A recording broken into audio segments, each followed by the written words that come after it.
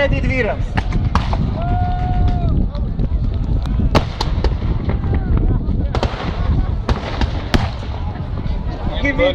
Į puolimą išeina prancūzų kavalerija ir jų vadas.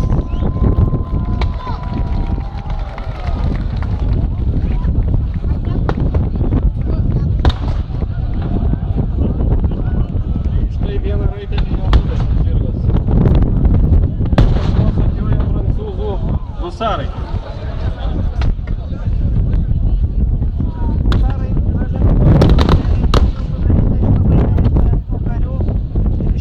Dažnai turėjo didelės įtakos mūšio baigti. Įspūdinga jų apranga. Keista, kad prancūzai neišnaudoja ir neparėmė savosios kavalerijos puolimo visų frontų, nes kavalerija be priešininkų paramos retai kada gali pasiekti rezultatų.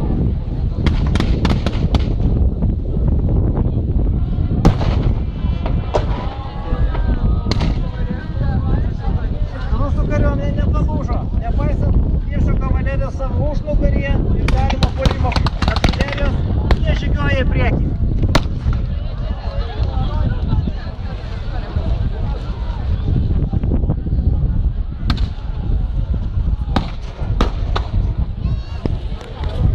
Tai pradeda po truputėlį trauktis, pasimetimas jų tarpe. Rusų puolimas, bet kodėl tik tai vienas? Kodėl tik viena kuopa? Artima kova. Vienas šiek pabėgęs. Paprastai kavalerijos puolimo tikslas būna arba prieš artileriją, arba kokia nors svarbi pozicija. Artilerijos prieš raitelius praktiškai nebūtų ką pasakyti.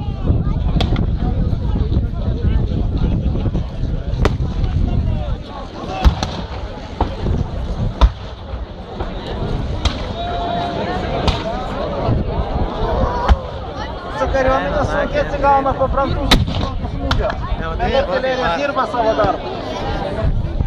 Prancūzų kavalerijos ataka padarė įspūdį rusams, pečių nepalaužė. Paplokit gynėjams rusams!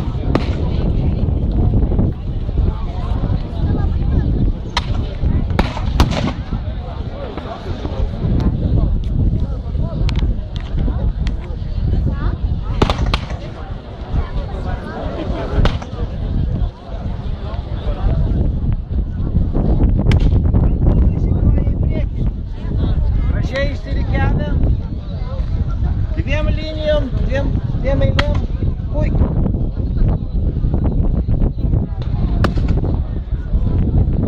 Mūsų jėgeriai bando išvesti iš rikiuotės jų karininkus ir puskarininkus.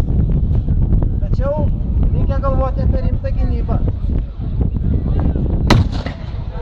Girdit būgnų garsus, jie lydi karius pačiu sunkiausiu momentu. Senesniais laikais dar naudodavo fleitas. Puikiai žygiuoja į priekį, pablokim prancūzams. Tai karo istorijos klubai iš Lenkijos, Ukrainos, Baltarusijos, Prancūzijos.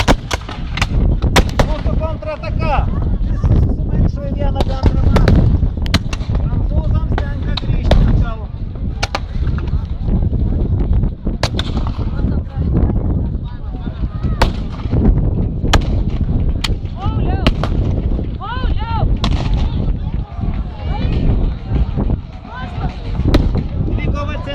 Baigėsi rusų atsitraukimu, tačiau ir prancūzai turi susitvarkyti po šito vidaus puolimo. Matote, atvykstant rusų pagalba. Galbūt nepavyks išskirti svečių. Prancūzų ugnis pražūtinga. Prancūzų karininkas bando įkvėpti dvasios, bet šitiek prancūzai nesenai susivienime dalyvavę, kažin ar turi dvasios kautis. Laimei rusų nedaug. Ir prancūzai pergalingai nustumė rusus.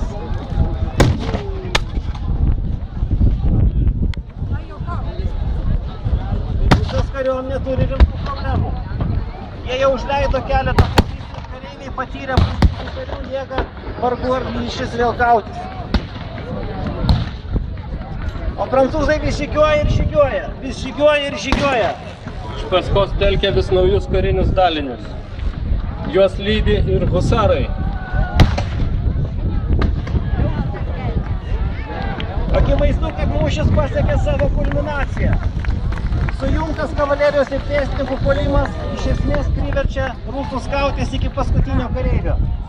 Nedideli jų rezervai sugeba sustabdyti kavalerijos puolimą, bet ar jie dar galės atremti pėstininkų puolimą? Prancūzai jau rikiuojasi į kolonas, reiškia, jie pasiruošę pagrindinių smūgių lėktuvais. Tai prancūzų revoliucijos išradimas, kada jie surinkdavo kareivius iš nacionalinės gvardijos prastai apmokytus, jie lydėse kautis nemokėdavo, kada jie sukiodavo į batalionus. Štai šitie dainuojantis batalionai dažnai nurinkdavo mūšio pabaigą. Tai tapo prancūzų kariuomenės tradicija.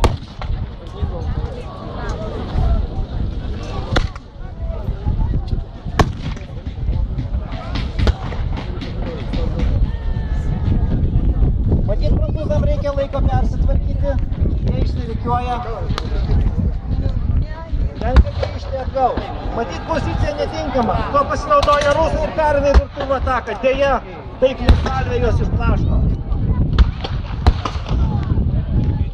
Prancūzai traukiasi. Pirmame mūšio etape dalyvavusieji prancūzai atsitraukė. Jie pergrupuojami į rikiuotės užnugarį. Taigi į kovą bus metamos naujos jėgos.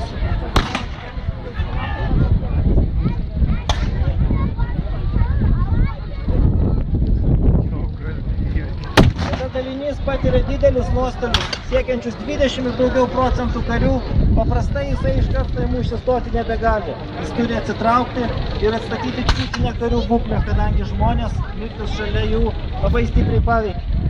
Kai kuriais atvejais tai pavirsta neapykanta, kai kuriais atvejais desperacija. Viskas priklauso nuo vado, kaip jisai šitaip sužeistą dalinį sugebės jau pastatyti ant kojų, nuo jo autoriteto, nuo jo patirties, nuo jo laikysenos mūšio lauke. Matot, prancūzų vadas energingai duoda nurodymus, rikiuoja šviežius kareivius, kurie dar nėra matę tikro priešo ir mano, kad šitame mūšyje taps didvyriais. Deja, karstas jiems ko gero artesnis.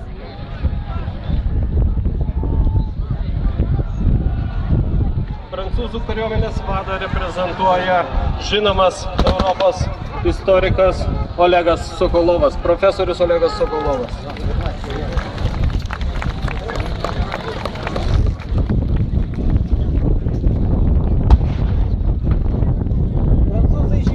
Visų frontų galingos pajėgos. Kaip jūs patys suprantant, gerai žygiuojantį liniją sukelia priešui tikrą neviltį. Atrodo, kas jau bus kas, bet aš tai tikrai šitame mūšyje žūsiu. Čia ir yra linijos privalumas. Bet jeigu jinai trūksta tam tikroje vietoje, tam trūkyje yra jos silpnoji vieta. Ir priešas sukoncentruoti smūgį gali tai išnaudoti. Jis suprato tam senos laiką. Lydi kolonos. Kolonos yra parinktos taip, kad smūgiuotų pasirinktinoj svarbiausių vietų. Pasirinktinoj mūšio vietoj prancūzai turi turėti akivaizdžią persvarą.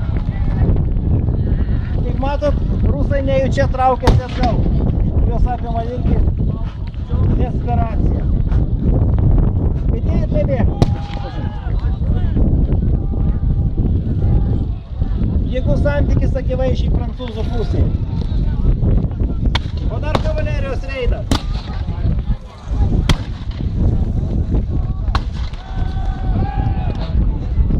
Sakant, kad kaip čia būti rusų šiame mūšyje.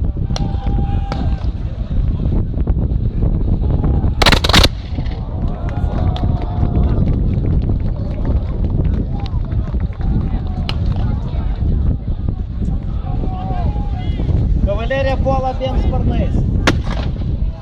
Iš tikrųjų, priešas iš priekio, iš sparnų, iš užnugario. Prieš kadėka lakščių kareiviui. Puikiai organizuotos salvės. Artilerija dar bando atsišaudyti.